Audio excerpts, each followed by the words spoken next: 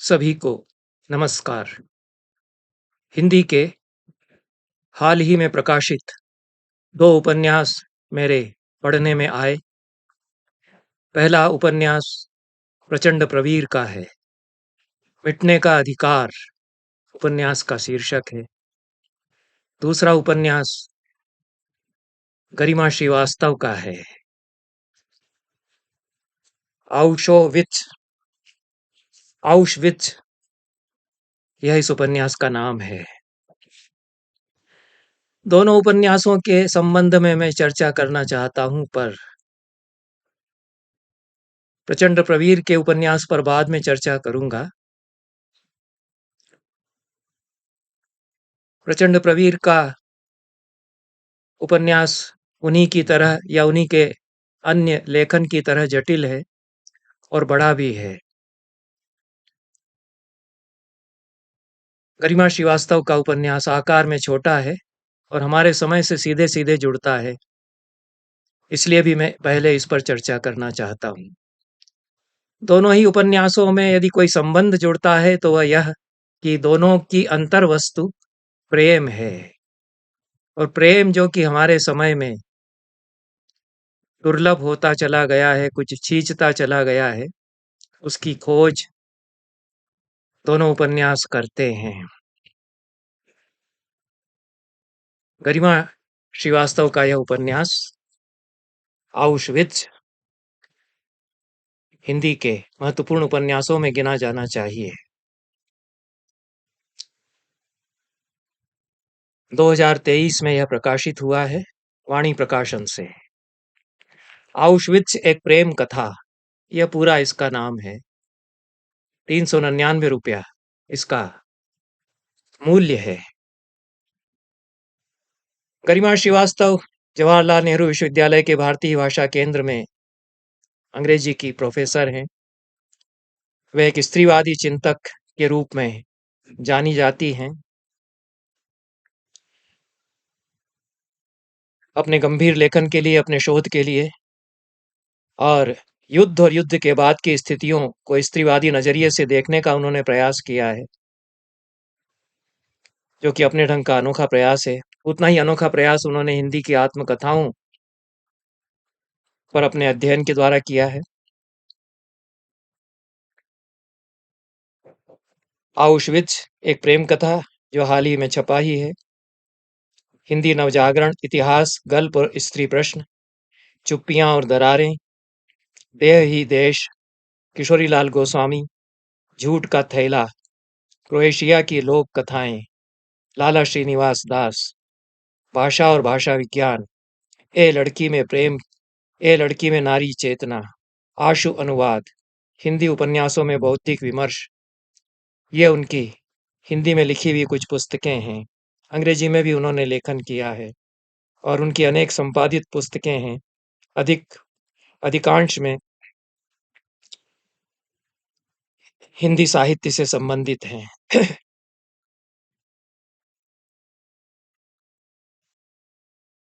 आउशविट्ज एक प्रेम कथा या छोटे आकार का उपन्यास है। आकार में बड़ा न होते हुए भी बहुत दूरगामी प्रभाव छोड़ता है, और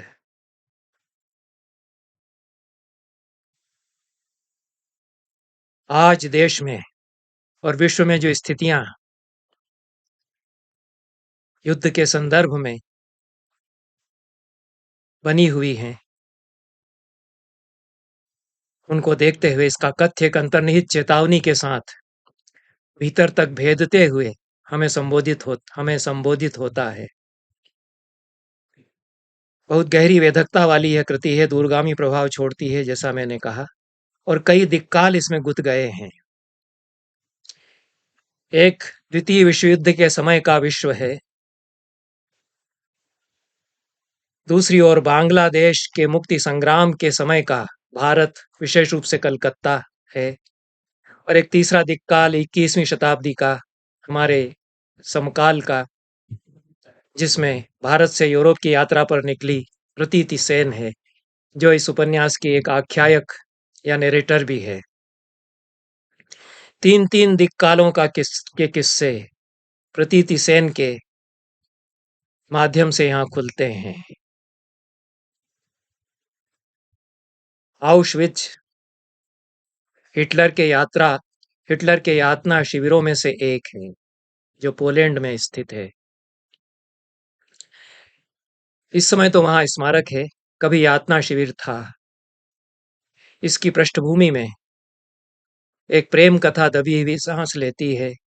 इस उपन्यास में कई प्रेम कथाएं गुथी हुई हैं इसकी भीतरी संरचना में। ऊपर ऊपर से यातना शिविर और उसमें किस तरह से यातनाएं दी जाती थीं, इसका भयावह बीभत्स जो चित्र है, वह दहला देने वाला चित्र यह उपन्यास खींचता है। उनके बीच प्रेम कथाएं भी सांस लेती हैं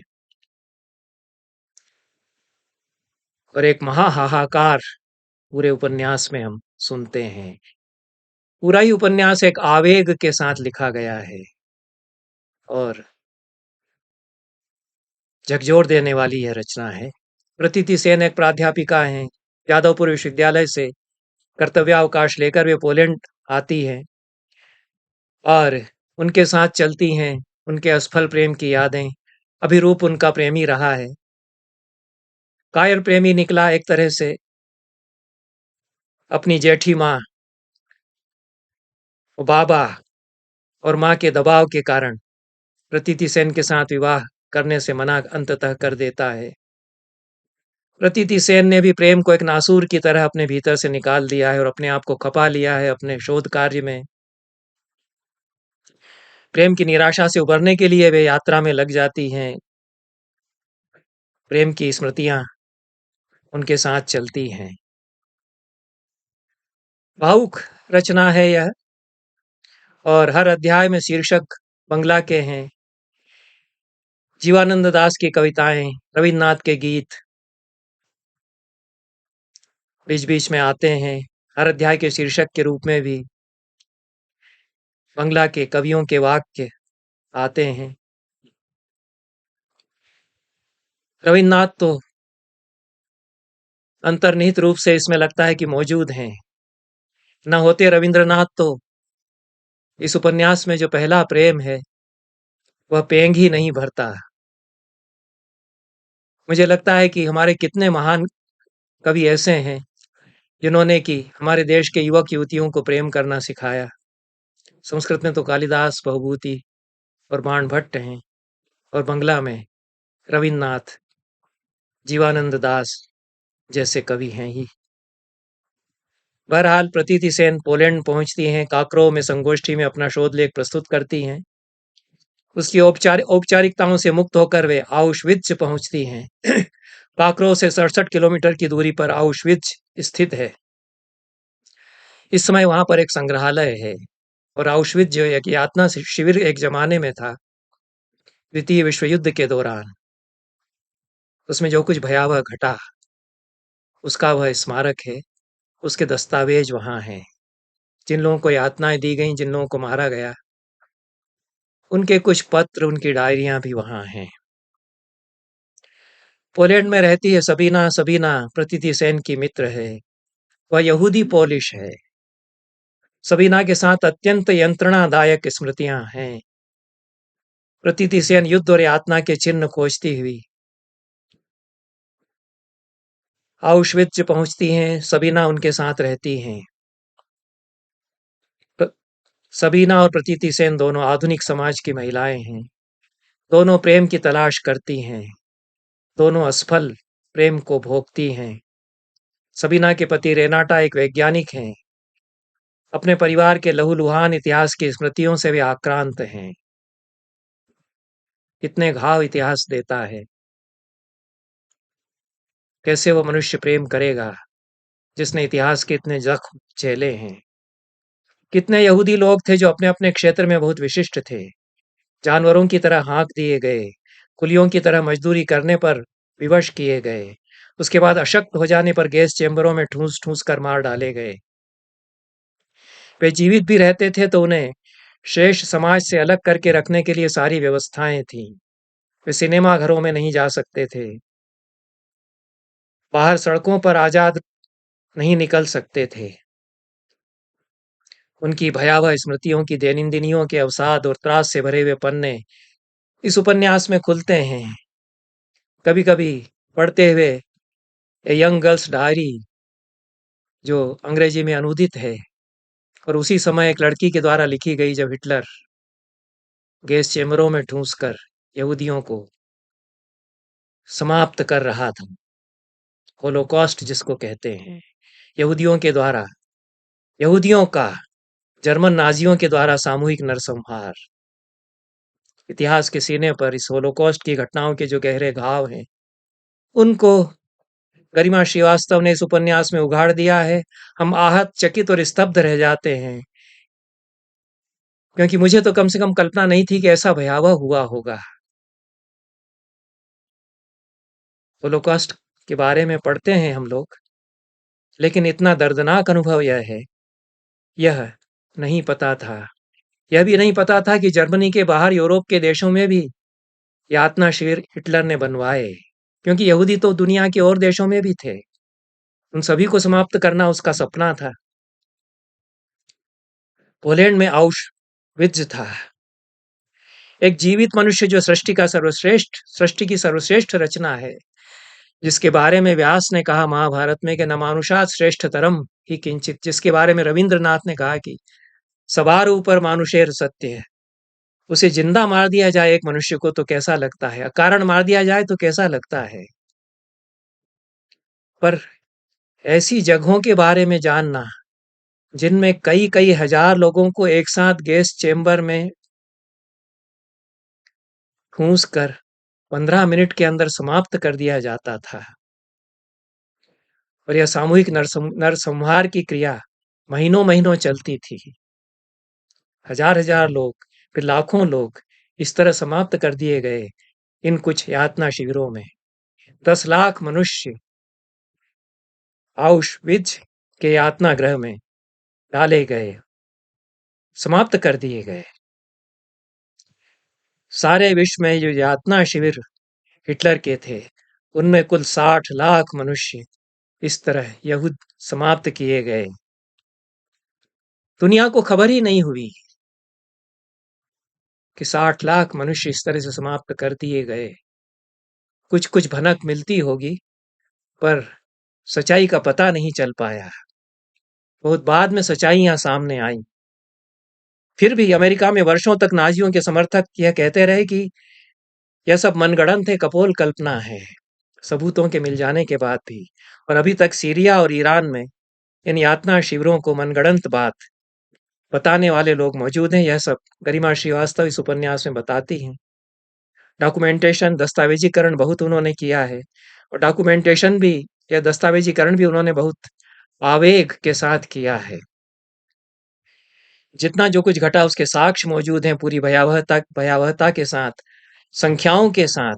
फिर भी उसके अस्तित्व को नकारा जा सकता है, यह भी संभव हो सकता है। यह उपन्यास यह भी बताता है कि झूठ को सच और सच को झूठ कैसे बनाया जाता है, कैसे कुक किया जाता है झूठ को, और इस प्रक्रिया के बहुत दूरगामी परिणाम जो हो सकते हैं, उन पर हमें सोचने के लिए यह उपन्यास बाध्य करता है।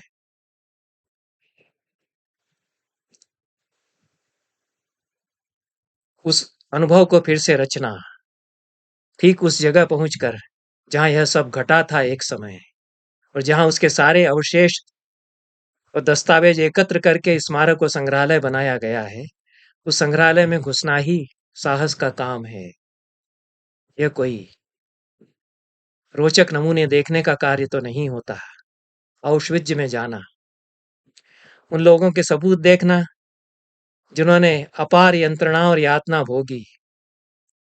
क्यों हम चाहते हैं, क्यों हम जाते हैं वहां? हम उस यंत्रणा के, उस यातना के सहभागी बनना चाहते हैं, जो हमारे ही लोगों ने झेली, जो हमारे ही समाज के हिस्से रहे हैं, सारे विश्व समाज के बहुत महत्वपूर्ण हिस्से रहे हैं। साहित्य और कलाएं मन बहलाव का ही साधन नहीं हुआ करते, वे गहरी यंत्रणा के अनुभव को साझा करने के लिए भी माध्यम बनते हैं, और यही उनका मुख्य कार्य भी होना चाहिए। उपन्यास की लेखिका अपने आप से पूछती हैं कि मैं यहाँ क्यों आ गई। ऐसे सारे दृश्यों से फिर से गुजरने का साहस भी सामान्य लोग नहीं कर पाते। फिर भी उपन्यास की लेखिका या उपन्यास की आख्यायिक ऑउश्विट्ज़ देखना चाहती है, उससे गुजरना चाहती है। वो उसकी कल्पना फिर से एक बार करना चाहती है कि लाखों की संख्या में कैसे जूतों के ढेर इस यातना शिविर में लगे लगे होंगे, क्योंकि जूते उतरवा लिए जाते थे जब गैस चेंबर में भेजा जाता था। कपड़े उतरवा लिए जाते थे, पूरे के पूरे कपड़े पूरी तरह निर्वस्त्र करके भेजा जाता था और यह कहकर भेजा जाता था कि यह स्नान गृह है, स्नान गृह की कई कक्ष हैं, उनमें जाकर स्नान कीजिए क्योंकि कई-कई दिनों से तुम लोगों ने स्नान नहीं किया है। तो कैसे हजारों-हजारों जूतों के जोड़ों के ढेर लगते होंगे, कैसे हजारों-हजारों अंतर वस्त्रों के कपड़ों के ढेर लगते होंगे और बालों के ढेर कैसे लगते होंगे, क्योंकि स्त्रियों को पूरी तरह केश विहीन उनके मस्तक कर दिए जाते थे, क्योंकि उन बालों का उपयोग हो सकता है, वस्त्रों का उपयोग हो सकता था। ये सारा सामान फिर जर्मनी भेजा जाता था। महिलाओं के अंतर्वस्त्र उतरवाकर उन्हें पशुओं में तब्दील कर दिया जाता था। पूरी तरह निर्वस्त्र रहने को विवश की गई महिलाओं की स्थिति कोई महिला लेखक जो संवेदनशील है वह समझ सकती है और जिसमें समाज शास्त्रीय बोध भी है, जो कि गरिमा श्रीवास्तव उस दृष्टि से कार्य करती रही हैं उनमें है। यह बोध पुरुषों को नहीं हो सकता है। पुरुष कदाचित नहीं इस बात को समझ सकते हैं कि किसी महिला के अंतर्वस्त्र पूरी तरह उतरवा लिए जाएं और उसको समाज के बीच रहने को विवश किया जाए तो उसकी क्या स्थिति होगी। गरिमा श्रीवास्तव इसमें बताती हैं कि जो जिसे हम ब्रा कहते हैं, ब्रेसरी कहते हैं, संस्कृत में जिसको कंचुकी कहते हैं, मालवी में कांचली कहते हैं, उसे स्त्री से जबरन छीन लिया जाए तो उसके शरीर और उसके मनोविज्ञान पर क्या असर पड़ता है। भूखे नंगे कैदियों की बहुत सारी तस्वीरें हैं जो मिलती हैं, फिल्मों में भी कभी-कभी हमने देखी हैं, निर्वसन लाशों के ढेर। पर उसके साथ किस तरह निवासी हजार अंतर वस्त्र स्त्रियों के जर्मनी भेजे गए, इसका दस्तावेज और इसकी कुछ-कुछ कल्पना हम लोग कर सकते हैं। हमने भी बहुत साल पहले 45 साल पहले केरल के एक समाज के बारे में पढ़ा, जिसको उच्च वर्ग के लोगों के द्वारा उस समाज की स्त्रियों को कमर के ऊपर निर्वस्त्र रहने के लिए विवश किया जाता था। कुछ आदिवासी समाजों में महिलाएं सहज रूप में कमर के ऊपर निर्वस्त्र रहती हैं, वहां उस समाज के भीतर वह उनकी परंपरा होगी। पर जहां कई समाज एक साथ रह रहे हों, उनमें एक समाज की महिलाओं को निर्वस्त्र रहने के लिए विवश किया जाए। उनमें किसी लड़की ने साहस किया कि नहीं मैं ऐसे नहीं रहूंगी, तो उसको क्या-क्या यातनाएं दी गई ये हमने अखबारों में पढ़ा था। ये 45 साल पहले की मुझे बात याद है, मेरे दिमाग में उसका उसकी स्मृति, पीसने वाली स्मृति उसकी बनी हुई है। यंत्रणा, भयावह मृत्यु का एहसास और बर्बरता के साथ, क्रूरता के साथ अपमानित होकर के किसी समाज के भीतर प्रेम बचा रहता है, यह भी हम अनुभव करते हैं। गैस चेंबर में धकेले जाने के पहले एक बहुत बूढ़ी औरत अपने अशक्त पति की झुर्रियों से भरी भरी हुई कलाई को पकड़कर चिल्लाती है कि मुझे मेरे पति से अलग मत करो। जानती है कि गैस चेंबर में धकेला जा रहा है, पर इस वक्त एक साथ ही धकेला जाए, प्रेम फिर भी बचा हुआ रहता है। गार्शिया मार्क्वेज का उपन्यास है love at the time of cholera, उसकी भी याद कभी-कभी इसको पढ़ते हुए आती है। बीमारी के बीच, मृत्यु के साक्षात्कार के बीच बचा हुआ प्रेम। भवभूति ने उसको परिभाषित किया है बहुत अलग संदर्भ में, वह तो राम और सीता का प्रेम है। अद्वैतम सुख दुःखयोर अनुगुणम सर्वास्वस्थासु यत् विश्रामो हृदयस्य यत्र जरसा यस्मिन्नहार्यो रसः कालेनावर्णात्ययात् परिणते यत्स्नेहसारे स्थितम् भद्रम प्रेम सुमानुषस्य कथमप्येकम ही तत् प्राप्यते। जो सुख में दुख में अद्वैत बना रहता है, जीवन की हर स्थिति में जो साथ लगा रहता है, बना रहता है, समय के बीतते बीतते जो कुछ दुराव छिपाव के पर्दे दोनों के बीच में है, प्रेमी और प्रेमिका के बीच में, वे टूटते चले जाते हैं। सार बनकर के जीवन का जो बचा रहता है, वही जीवन का सब कुछ है, वह किसी तरह किसी को मिलता है, ऐसा भवभूति कहते हैं। इन लोगों ने उस तमाम यातना के बीच उस प्रेम को बचा करके रखा है। 1945 में संयुक्त सेनाएं जब आ रही थी इन यातना शिविरों को देखने के लिए, तो सारे गैस चैम्बर डायनामाइट से जर्मन सैनिक अधिकारियों ने उड़ा दिए थे, ताकि कोई सबूत न मिल सके कि हम लोगों ने क्या क्या किया है और कैसे गैस चैम्बर हम लोगों ने स्नानागार के नाम पर यहाँ बनाए थे। क्या सच को पूरी तरह दफना दिया जाए झूठ के अंबारों में, और झूठ को लगातार सच बना करके पेश किया जाता रहे, उसके बाद भी सच जीवित बना रहता है? सवाल है यह। कभी कभी बहुत मुश्किल सवाल यह बन जाता है, क्योंकि हमारे समय में भी यह हो रहा है कि सच को झूठ बना करके पेश किया जाता है, झूठ को बहुत खूबसूरत सच बता करके पेश किया जाता है। विश्व में अनेक देशों में यह हो रहा है, हमारे यहाँ भी होता रहा है, हो रहा है।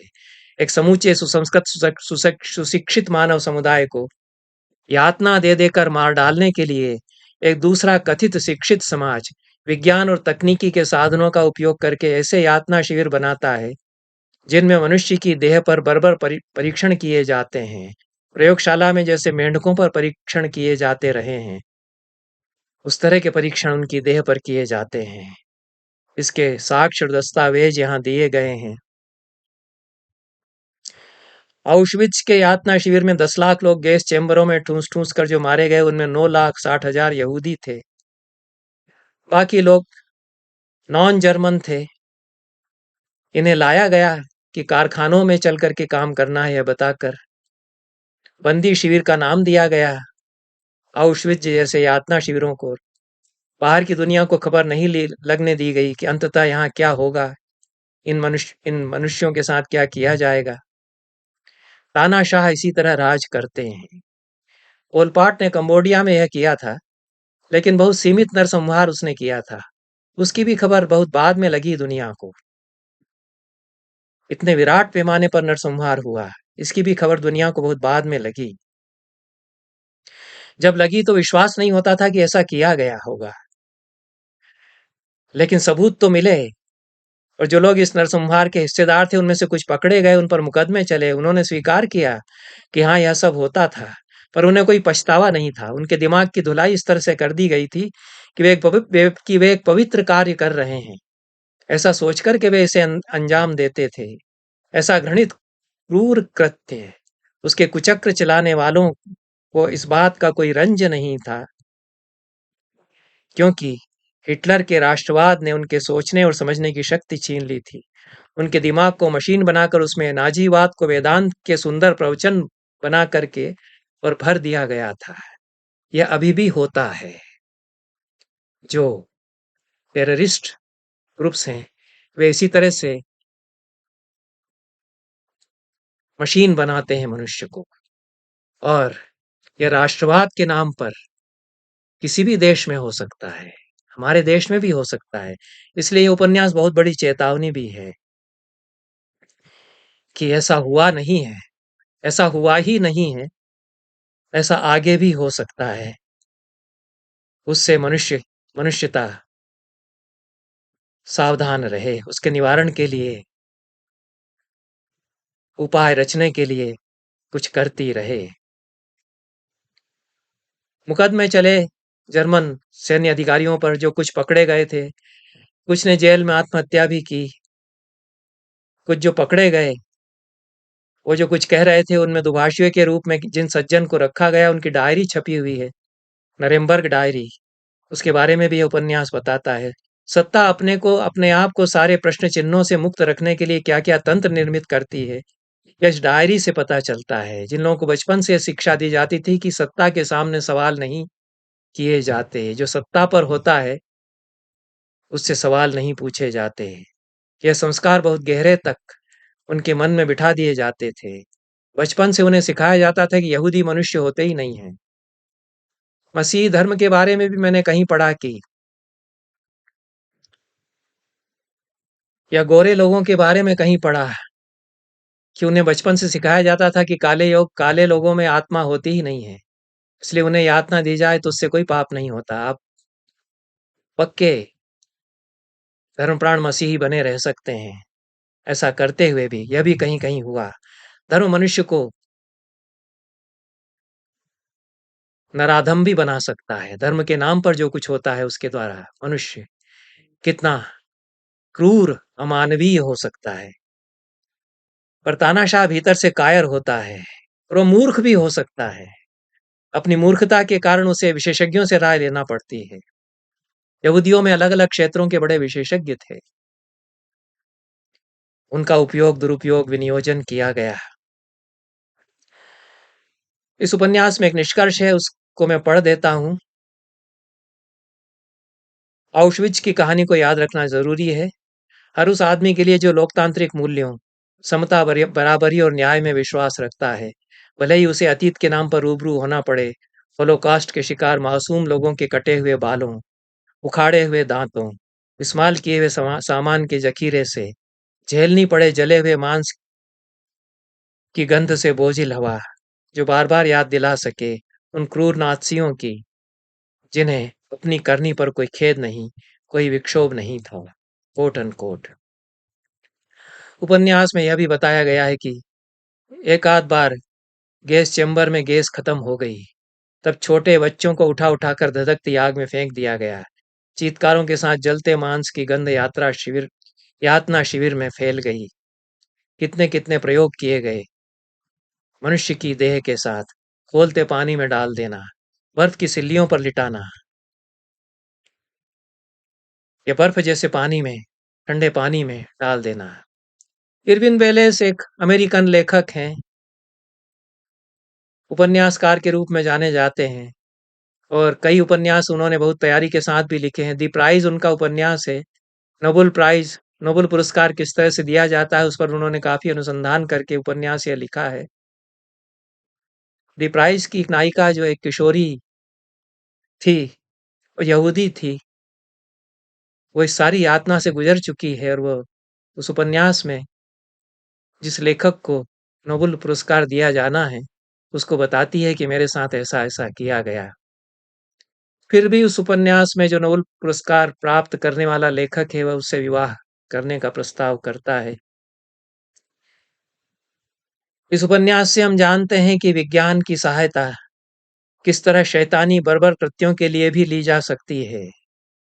यहूदियों को मारने के लिए कई उपाय हिटलर ने किए थे, लेकिन उसको जब जाइक्लोन बी नामक गैस का पता चला तो आत्मा उसकी प्रसन्न हो गई, शैतानी आत्मा उसकी, जिसे इस गैस को ग्लोब्यूल्स पाइप में डालकर बंद कमरे में पहुंचा दिया जाए तो 3 मिनट से 15 मिनट के भीतर कई लोगों की जीवन लीला तत्काल समाप्त की जा सकती है।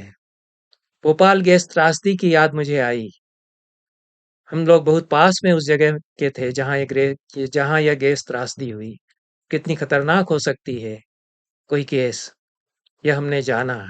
जिन लोगों के घरों में कुछ घुस गई, कई लोग समाप्त हो गए।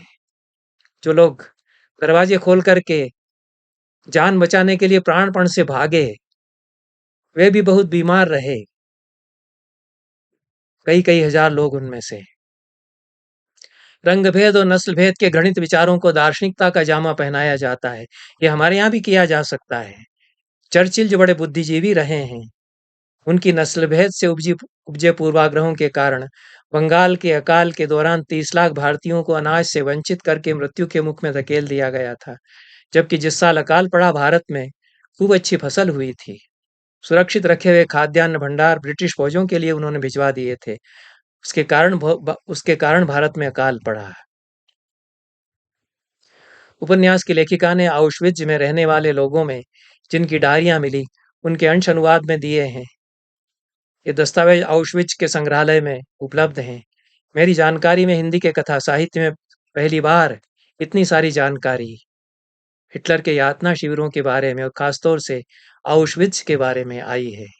कई पत्र यातना में रह रहे बंदियों के लिखे हुए मिलते हैं जो यहाँ उद्धृत किए गए हैं। आउशविट्ज का इतिहास इस उपन्यास में जीवंत रूप में साकार किया गया है, जिसके घाव ऐसे नासूर बन करके रिस रहे हैं 80 साल के बाद भी। और इसलिए उनके बारे में जानना जरूरी है कि इजराइल और फिलिस्तीन के बीच जो इस समय हो रहा है उसकी जड़ें कहाँ हैं, ये हम समझ सकते हैं। प्रतीति सेन की मित्र है सबीना, जो पोलैंड में उसकी यात्राओं में साथ देती है। सबीना की कहानी, उसके पहले की कई पीढ़ियों की दर्दनाक कथाएं, सबीना के दादा की कहानी यहाँ पर आती है। इन लोगों के साथ यहूदी होने के कारण क्या क्या किया गया, वह सबीना के दादा की कहानी उनकी डायरी के माध्यम से यहाँ खुलती है। प्रतीति सेन के नाना की कहानी इस उपन्यास के समानांतर चलती हैं। ये कई पीढ़ियों की कहानियां भारत में और यूरोप में सबीना की डायरी और सबीना के नाना की डायरी के प्रसंग भी इस कथा में जुड़ते हैं। स्मृतियों की आवाजाही इस तरह से इस उपन्यास में होती है। इस सारे लेखे जोखे में उपन्यास की लेखिका प्रेम को बार बार परिभाषित करने का प्रयास करती हैं और पुनः परिभाषित करती हैं। प्रेम की कुछ परिभाषाएं जो उन्होंने बनाई अपूर्ण परिभाषाएं हो सकती हैं। उनमें से कुछ वाक्य मैं उद्धृत कर रहा हूं। प्रेम और घृणा का उत्स एक ही है। घृणा प्रेम की विकृत अवस्था है। प्रेम वह ऊर्जा देता है जिससे जीवन के दुखों का सामना हम कर पाते हैं। Quote unquote. प्रेम व्यक्ति को मुक्त करता है कि वह अपनी अनंत संभावनाओं की तलाश कर सके। ये परिभाषाएं किसी विचारक दार्शनिक की दी हुई नहीं है। सबीना की डायरी में वे आती हैं। यूरोप का मानस प्रेम को जिस तरह समझता है वह प्रेम यहाँ है। सबीना जहाँ प्रेम एक अभ्यास बन जाता है, एक सुरक्षा बन जाता है, उसका अनुभव करती है, जिसका बहुत कुछ रोज रोज एक दूसरे को भरोसा दिलाने में चुकता चला जाता है। हमारे कवियों ने भी इस प्रेम को पहचाना है। संस्कृत के कवियों ने भी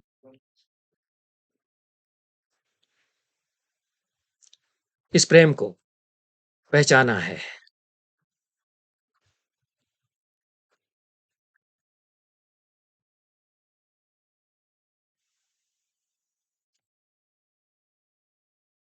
अमरुक का पद्य है।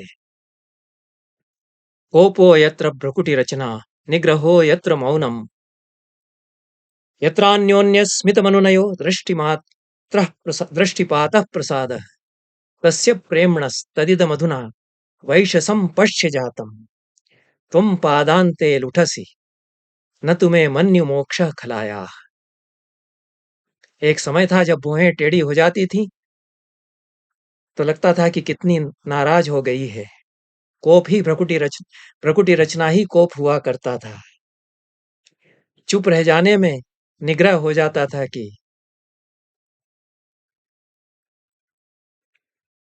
बात खत्म हो गई, वश में कर लिया गया चुप्पी के द्वारा ही। एक दूसरे को देखकर मुस्काना ही उसमें ही सारा रिझाना मनाना हो जाया करता था। और एक बार आंख उठाकर देख लेने से ही मन का मेल सब बह जाता था। उस प्रेम की देखो तो कैसी स्थिति हुई, कैसा सत्यानाश उस प्रेम का हुआ है। तस्य प्रेमणस तदिद मधुना वैशसम पश्य जातम, कैसा मटियामेट वह प्रेम हुआ है।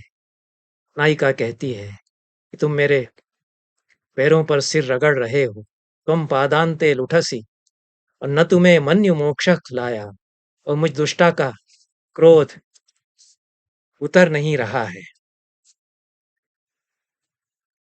उतार चढ़ाव प्रेम में इस तरह के आते हैं। यहाँ तो नायिका के वचनों में प्रेम चुक गया है ऐसा वह कह रही है, पर फिर भी कितनी गहराई से भिदा हुआ है प्रेम, यही आशय निकलता है। उस प्रेम की कई स्थितियां यहाँ उपन्यास में बनती हैं। इसलिए एक लक्षण प्रेम का जो उपन्यास की लेखिका करती हैं, किसी के जाने के बाद भी जो बच रहता है वह प्रेम है। हमारे यहाँ तो ये कहा ही गया कि बिछोह में जो पकता है वह प्रेम हुआ करता है। कालिदास ने यही इसी रूप में परिभाषित किया मेघदूत में प्रेम को। स्नेहा नाहु किमपि विरहे विरहे ध्वंसिनस् तेत्त्वभोगादिष्टे वस्तुन्युपचित रसा रसाः प्रेम राशि भवन्ति। प्रेम को, स्नेह को लोग कहते हैं कि विरह में वह छीज जाता है, चुक जाता है, पर वह प्रेम नहीं हुआ करता। विरह में तो इष्ट का ध्यान करते करते प्रेम पकते पक करके और राशि राशि संचित होता चला जाता है, ऐसा वे कहते हैं। विराजित सेन जो द्रौपदी सेन के पति हैं, द्रौपदी सेन जो इस उपन्यास की नरेटर, आख्यायक प्रतीति सेन की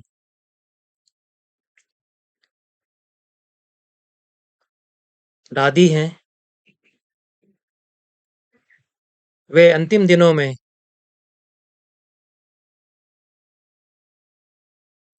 सारी यादें भूल चुके हैं, फिर भी कोई याद उनके भीतर बची हुई है।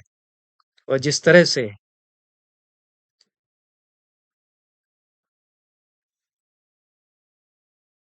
विराजित सेन को जीवन के अंतिम चरण पर जब वे हैं, तब यहाँ चित्रित किया गया है, वह प्रेम की जो अंतर्वस्तु इस उपन्यास में है,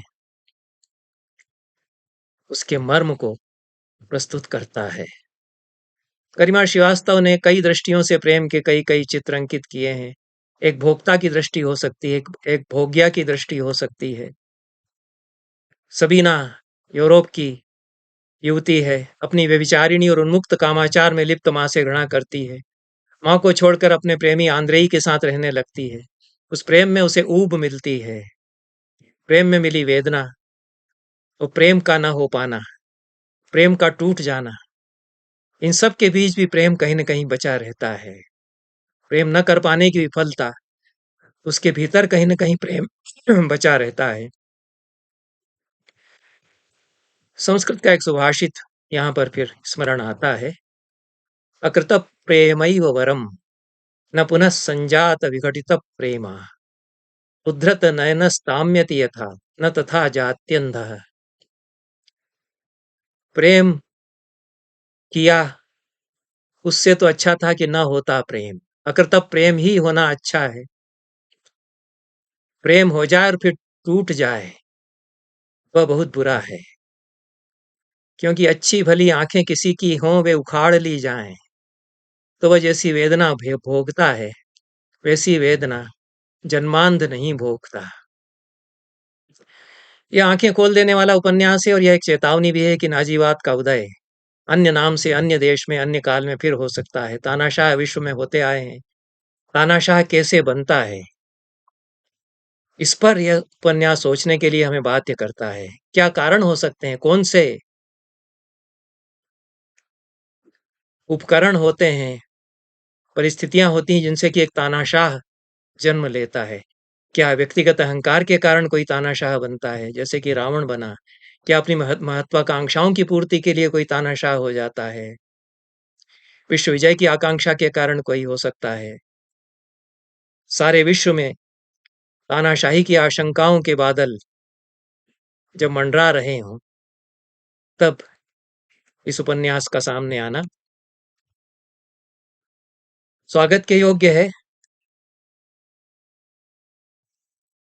जहां जहां लोकतंत्र हैं, वहां भीतर से कहीं न कहीं तानाशाही के बीज पनप रहे हैं। ये हम विश्व के अनेक देशों में देख रहे हैं। हमारे देश में भी पहले देखा गया कि इमरजेंसी लगा दी गई, और अघोषित इमरजेंसी भी हो सकती है।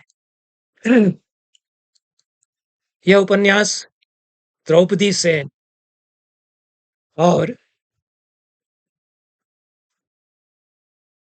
यह उपन्यास द्रौपदी सेन और प्रतीति सेन के प्रेम की कथा भी है, जैसा मैंने कहा। और दोनों किशोर थे जब उन्हें ब्याह दिया गया। रविंद्रनाथ की गीतमाला के गीतों से दोनों का प्रेम परवान चढ़ा। विराजित सेन कपड़े के व्यापारी थे। कलकत्ता से मलमल खरीदने के लिए ढाका जाया करते थे।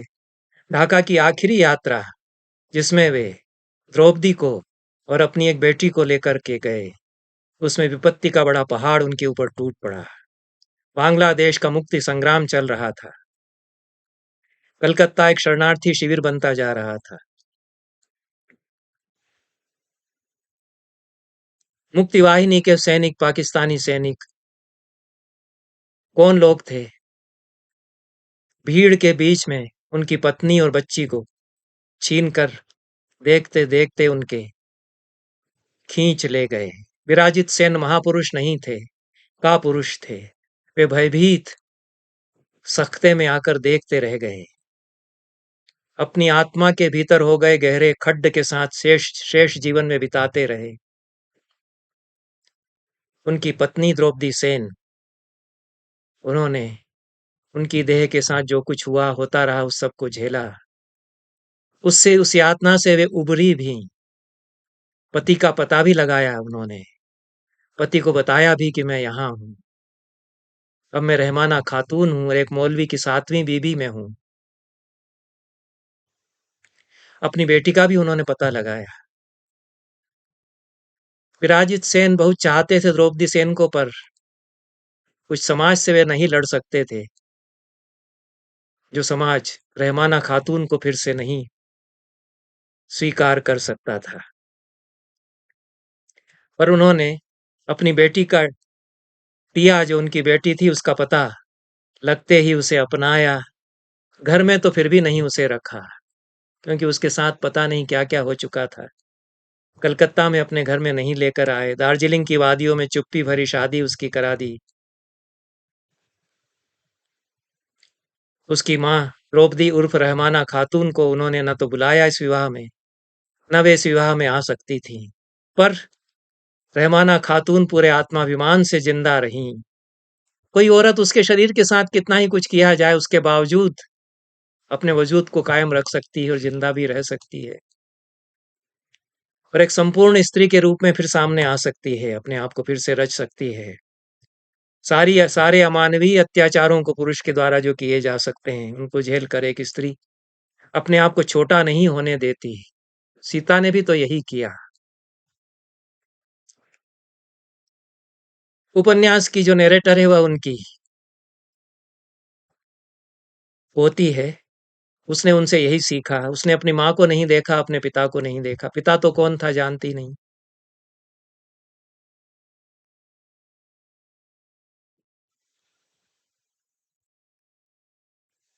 वह अंत में उस विराजित सेन को खोजती हुई कलकत्ता पहुंचती है, जिससे द्रौपदी सेन ने कभी पुकार करके कहा था कि आमाए छेड़ो न गो, आमा की कोरे छी। मुझे छोड़ो मत, मैंने किया क्या है। यह युग युग से स्त्री की पुकार है। यह सीता की भी पुकार राम के लिए थी। राम ने तो स्वीकार कर लिया था। उपन्यास की आख्याक अपने माता पिता को नहीं जानती। रहमाना खातून ने ही उसे पाला, उसे अपार स्नेह दिया। उन्हीं को वह माँ के रूप में जानती है, पर वे उसकी पहचान रहमाना खातून की बेटी के रूप में नहीं रहने देना चाहती हैं, और वे उसे प्रतीति सेन बना देती हैं। प्रेम मरता नहीं है, कभी भी लौट कर वह दस्तक देता है, मन की गुफाओं में दबा रहता है। कब कैसे वह व्यक्त होगा या कोई नहीं कह सकता। विराजित सेन ने दूसरा विवाह कर लिया था, गृहस्थी फिर से बसा ली थी, पर पहले प्रेम की पीड़ा उनके भीतर वैसी ही बनी हुई रही होगी। उस समय जबकि वे अपनी याददाश्त खो चुके हैं और अंतिम दौर में हैं, उस सारी विस्मृति के गुंजलक के भीतर उस प्रेम की स्मृति कहीं न कहीं बसी हुई है, बनी हुई है। यह बात एक रहस्य की तरह हमारे सामने खुलती है। और इसी में उस उपन्यास का एक चमत्कार भी है। आश्चर्यलोक एक हमारे सामने घटता है। बांग्लादेश का मुक्ति संग्राम बहुत बड़ी घटना थी, विश्व इतिहास की बड़ी घटना रही है। और उसका एक सत्य जो उजागर नहीं किया जाता रहा, कहीं भी उजागर नहीं किया जाता है, वह इस वह गरिमा श्रीवास्तव के इस उपन्यास में है कि 2 लाख औरतें पाकिस्तानी सेना, बिहारी मुसलमानों और मुक्ति वाहिनी के सैनिकों की यौन हिंसा की शिकार हुई, जिनका दर्द इतिहास में दर्ज नहीं होता। इनमें से कई गर्भवती हुई। प्रिया जो एक किशोरी थी और मंदबुद्धि भी थी, वह भी गर्भवती हुई। उसी की संतान प्रतीति सेन। मुक्ति संग्राम के राष्ट्रवादी आख्यान में स्त्रियों का पक्ष सभी ने दबाया। सत्ता ने, प्रेस ने, मीडिया ने। स्त्रियों के खिलाफ बर्बरता में सब शामिल थे। वे भी जो राष्ट्र के लिए लड़ रहे थे, एक राष्ट्र बनाने के लिए जो लड़ रहे थे, वे भी जो उस राष्ट्र को हथियाए रखने के लिए लड़ रहे थे। मुक्ति योद्धा भी, बिहारी मुसलमान भी। आउशविट्ज जो स्त्रियों की अटूट जिजीविषा की कहानी भी है, जिन्हें मुक्ति संग्राम के यौन दुराचारों के कारण समाज में बहिष्कृत, निर्वासित और अभिशप्त जीवन बिताना पड़ा, और फिर भी जिन्होंने अपने जीने की राह खोजी। द्रौपदी सेन जो रहमाना खातून बन जाती हैं, वे जिस परिवार से आई थी वहां मछली को छूना भी असह्य था। वे जिंदा मछलियों का व्यापार करती हैं और सम्मान के साथ करती हैं। वे अपनी प्रतिष्ठा फिर से अर्जित करती हैं।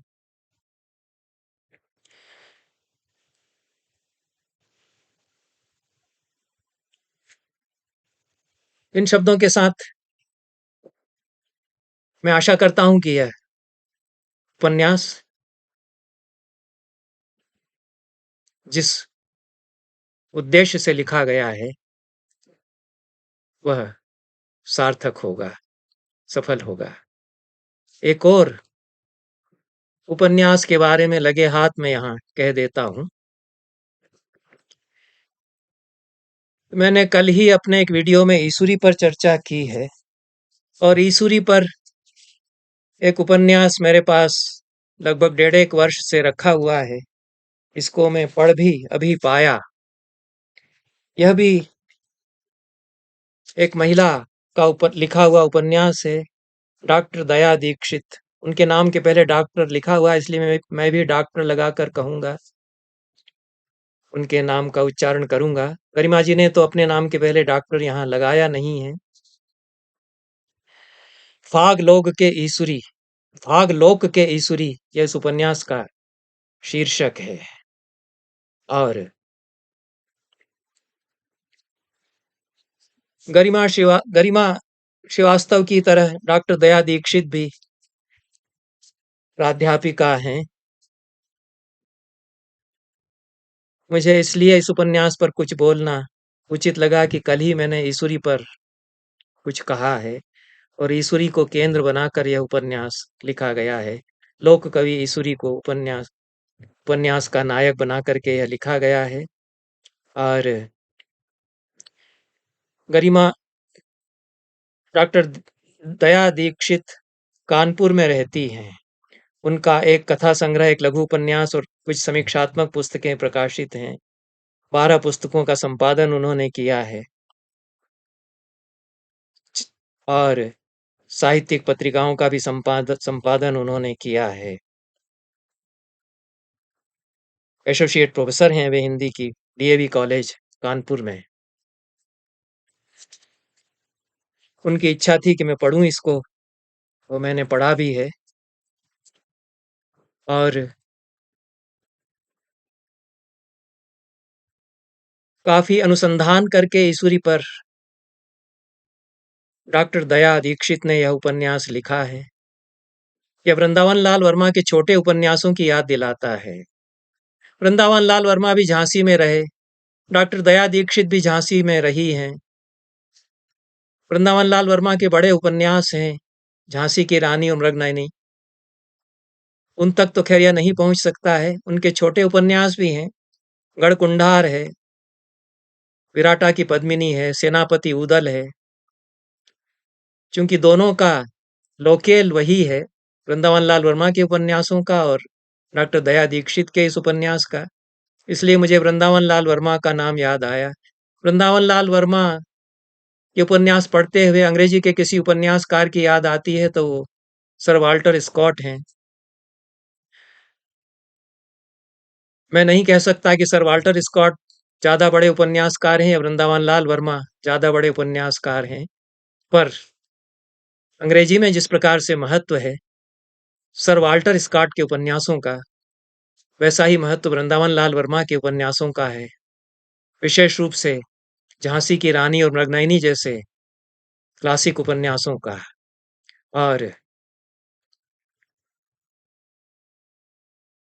डॉक्टर दया दीक्षित के उपन्यास में एक संभावना यह बनती है कि वे वृंदावन लाल वर्मा का एक छोटा संस्करण बन सकती हैं।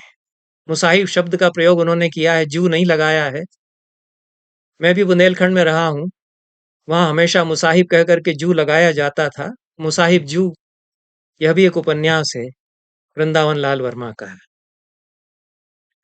यह उपन्यास अमन प्रकाशन कानपुर से 2020 में छपा है। 295 रुपया इसका दाम है। और बुंदेली संस्कृति, बुंदेलखंड का समाज, वहाँ की फागें, फड़, फाग और वहाँ फालतू रहने की जो संस्कृति है, उसको समझ करके ही उपन्यास लिखा गया है। तैयारी डॉक्टर दया दीक्षित जी ने खूब की है। सर्वेक्षण भी उन्होंने किया है। ईसुरी की जन्मभूमि जो मेडकी गांव है, मेडकी गांव बहुत छोटी सी जगह है, वहां भी वे गई हैं। उनकी कर्मभूमि धौर्रा गांव, जहां वे वहां के मुसाहिब मुसाहिब जू लगा करके मैं कहूँगा, वहाँ के मुसाहिब जू जंगजीत सिंह के यहाँ 10 साल ईसुरी ने गुजारे, वहाँ भी वे गईं। ग्राम ठठेवरा, जिससे कि लेखिका का डॉक्टर दया दीक्षित का पारिवारिक संबंध भी है। इन सब के कारण कुछ प्रामाणिक जानकारियां भी लोक कवि ईसुरी के बारे में उन्होंने जुटाई। कल्पना का पुट भी दिया है। ईसुरी, जिनका कि नाम वास्तव में हरलाल था, उनकी चारित्रिक रेखाएं उन्होंने उकेरी हैं। मातृत्व की खोज ईसुरी के भीतर किस तरह रही है। माँ असमय में उन्हें छोड़कर चली गईं, उससे उपजी रिक्तता, उसका चित्रण है। उनके व्यक्तित्व का जो अक्खड़पन है, बेगानापन है, फाका मस्ती है, आवारगी है, उसका चित्रण किया गया है। और ईसुरी का भी विश्वास था कुछ देवी देवताओं में। उपन्यास की लेखिका का भी विश्वास लगता है। लोक रंग में लगे कवि, रंगे कवि के इर्द गिर्द किंवदंतियों का जो ताना बाना है, उसको उन्होंने गूथा है फिर से। और इस उपन्यास में साधु आते हैं हरलाल के सामने, वे ईश्वरी का भूत और भविष्य बताते हैं। देवी प्रकट हो जाती हैं, वे उनसे पंक्तियां रचवा लेती हैं। कोई सांप ईश्वरी की पीठ पर रेंगता हुआ उनके माथे पर फण फैलाकर खड़ा हो जाता है। और इन सब किंवदंतियों के साथ ईश्वरी की अनेक फागों के स्रोत इन किंवदंतियों में तलाशे गए हैं। कौन सी फाग या कौन सा चौपड़िया किस प्रसंग के आधार पर लिखा गया होगा, यह ईश्वरी के रचना संसार की उनके संबंध में कही जाने वाली किंवदंतियों से जो ताल्लुकात हैं, अंतःसंबंध हैं, वे भी इस उपन्यास में खुलते हैं। एक महत्वपूर्ण प्रसंग ईश्वरी के द्वारा अंग्रेजी हुकूमत के खिलाफ लिखी कविता का है। ईश्वरी ने अपार कष्ट भोगे अपने जीवन में, अपार आनंद का अनुभव किया। उसकी थोड़ी सी झलक डॉक्टर दया दीक्षित के इस उपन्यास में है। जितना डॉक्टर दया दीक्षित समेट सकती थी उन्होंने समेटा। ईश्वरी की कविता में भदेसपन है। भद्रजन उन्हें सराहेंगे, भद्रलोक के कवि उनकी कविता पर रीझेंगे, ऐसी संभावनाएं कम हैं। उच्च भ्रू समालोचना में उनकी कोई खबर नहीं ली जाएगी, नहीं ली जाती, पर दयाजी से, डॉक्टर दया दीक्षित से जितना हो सका ईश्वरी के लिए उन्होंने किया। बुंदेली की रस माधुरी और अक्खड़पन दोनों की वानगी इस उपन्यास में मिलेगी। संवाद ठेठ बुंदेली के ठाठ के साथ बहुत सारे इस उपन्यास में बुंदेली में है। ब्रजभाषा की मिठास और मार्दव का महोबा और झांसी के शूरवीरों की धरती पर जब अवतरण होता है और वहाँ का अक्खड़पन और वहाँ की अल्हड़ता उसमें सम्मिलित हो जाती है, तो बुंदेली भाषा होती है उदात्त, कहीं न कहीं बना रहा है। ईश्वरी के महनीय व्यक्तित्व को चूंकि केंद्र में रख करके ये उपन्यास लिखा गया है, उसके कारण इस उपन्यास में बाकी बहुत सरल सहज सपाट उपन्यास है। बहुत उतार चढ़ाव नहीं है, घुमाव और पेंच नहीं है। इन शब्दों के साथ अंत में एक छंद जो किन्हीं दीवान साहब और उनकी रानी के वैवाहिक जीवन की समस्या को अपनी अंतर्दृष्टि से समझने के बाद ईश्वरी के मुख से निकल पड़ा, उसे पढ़कर मैं समाप्त करूंगा। ईश्वरी की कविता के कुछ संग्रह मेरे पास हैं। ईश्वरी पत्रिका प्रोफेसर कांति कुमार जैन वर्षों तक सागर विश्वविद्यालय से बहुत परिश्रम से अध्यवसाय से संपादन करके निकालते रहे। अद्भुत अनोखी पत्रिका वह ईश्वरी पर केंद्रित रही है।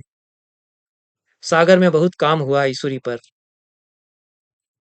उसका नोटिस कदाचित डॉक्टर दया दीक्षित ने नहीं लिया है, पर जो ईश्वरी पर संग्रह मेरे पास है उनमें कदाचित यह छंद नहीं आया। और यह छंद यदि ईश्वरी का है तो हमारे काव्य की एक निधि यह भी है। भौरा जात पराए बागे, कनक लाज ना लागे, घर की कली कौन कम फूली, काय न लेत पर आगे। कैसे कैसे आग लगावत हुई और आग से लागे, ईसुर झूठी जाति पातर भावे कूकर कागे। यह प्रवीण राय ने जो अकबर को कविता दोहा भेजा था उसकी याद दिलाता है। यह बिहारी ने जो छंद राम महाराजा को भेजा था दोहा, उसकी याद दिलाता है। पर ईश्वरी की छाप इस पर है। इन शब्दों के साथ यह चर्चा में समाप्त करता हूं। बहुत बहुत धन्यवाद। नमस्कार।